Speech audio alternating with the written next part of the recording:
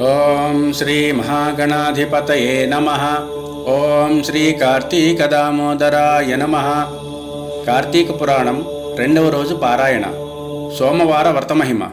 వశిష్ఠుడు జనక మహారాజుతో ఇలా అంటున్నాడు. జనక, ఇంతవరకు నీకు కార్తీక మాసంలో చేయాల్సిన కార్యక్రమాలను మాత్రమే చెప్పాను.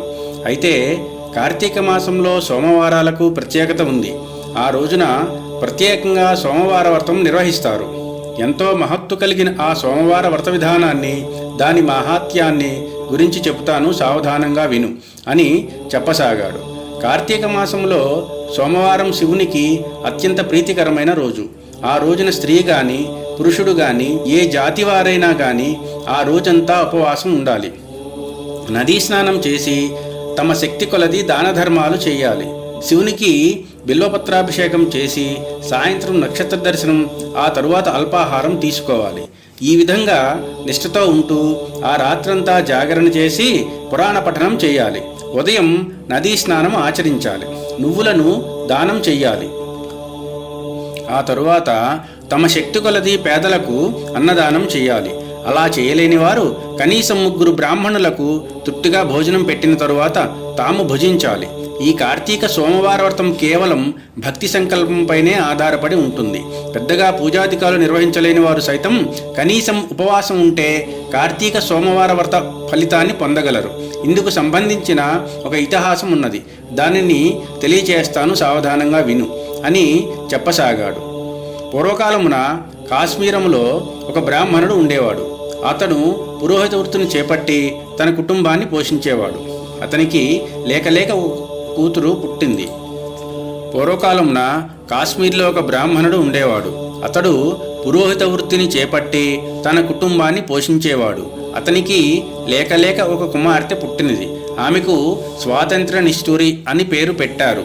తండ్రి ఆమెను సౌరాష్ట్రకు చెందిన మిత్రశర్మ అనే సద్బ్రాహ్మణుడికి ఇచ్చి వివాహం జరిపించాడు. అయితే ఆ బ్రాహ్మణ యువకుడు 4 వేదాలు శాస్త్రాలు అభ్యసించడం వలన సదాచారపరుడై ఉండేవాడు.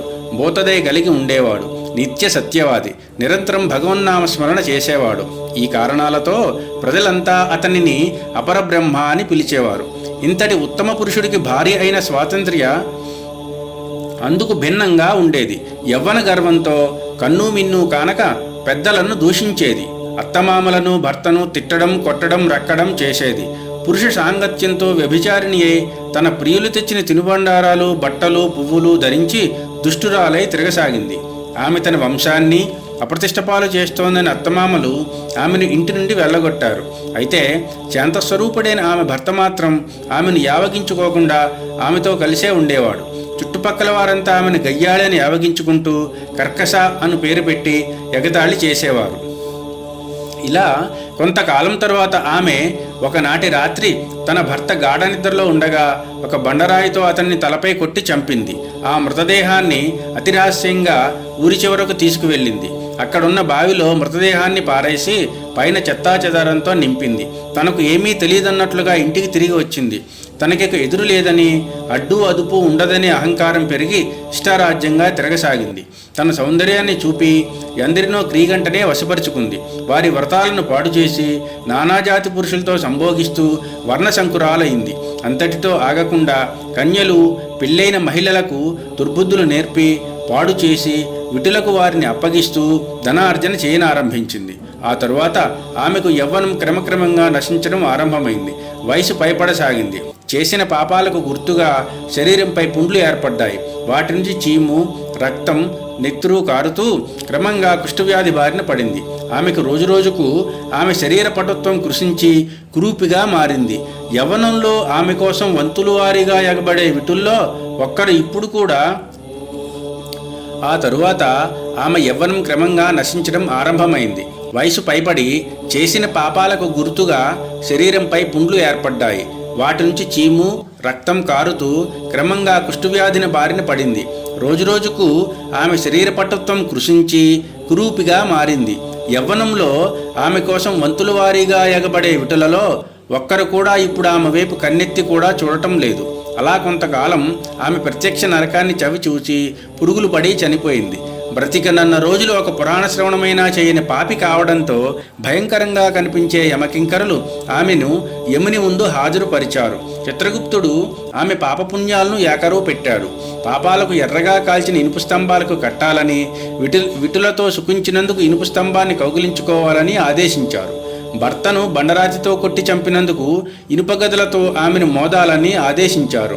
పతివ్రతలను వ్యభిచారులుగా మార్చినందుకు సలసలా కాగే నూనెలో వేశారు.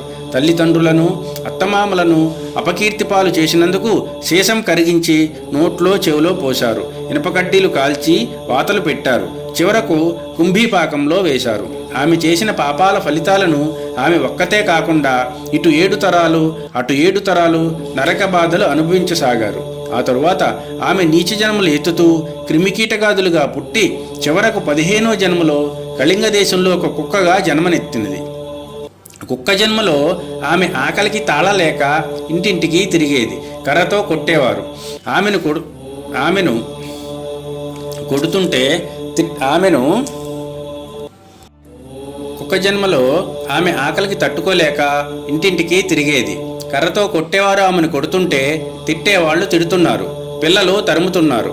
అయితే ఒక బ్రాహ్మణుడు కార్తీక సోమవార వ్రతం ఆచరించి ఉపవాసం ఉండి సాయంత్రం నక్షత్ర దర్శనం చేసి ఉపవాస విరమణ నిమిత్తం సిద్ధం చేసుకున్న అల్పాహారాన్ని అరుగుపై పెట్టి కాళ్ళు చేతులు కడుక్కునేందుకు వెళ్ళాడు.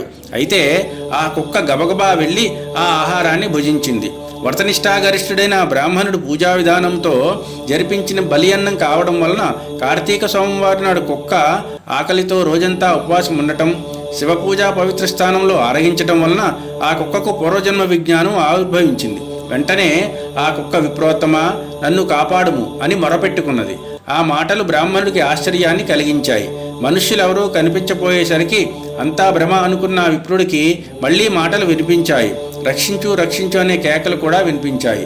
ఆ మాటలు కుక్క నుంచి వస్తున్నాయని గ్రహించిన బ్రాహ్మణుడు, ఎవరవు నీవు, నీ వృత్తాంతం ఏమిటి అని ప్రశ్నించాడు. అంతా ఆ కుక్క తన వృత్తాంతాన్ని వివరించింది. 15 జన్మల క్రింద సద్బ్రాహ్మణుడు భార్య అయిన తాను వ్యభిచారం చేసిన తీరు, భర్తను చంపడం, వృద్ధాప్యంలో కుష్ఠవ్యాధితో దినదినగండంగా బతికి చనిపోయిన తీరును, నరకంలో అనుభవించిన శిక్షల గురించి వివరించింది.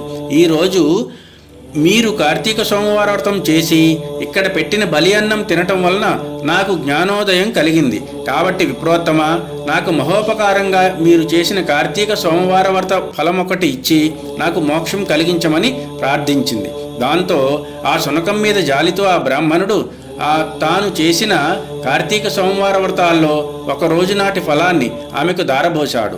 అలా చేసిన వెంటనే ఒక పుష్పక విమానం అక్కడికి చేరుకుంది. కుక్క తన జన్మను చాలించి సూక్ష్మదేహంతో పుష్పకాన్ని చేరింది. అటు నుంచి శివ సాన్నిధ్యాన్ని చేరుకుంది.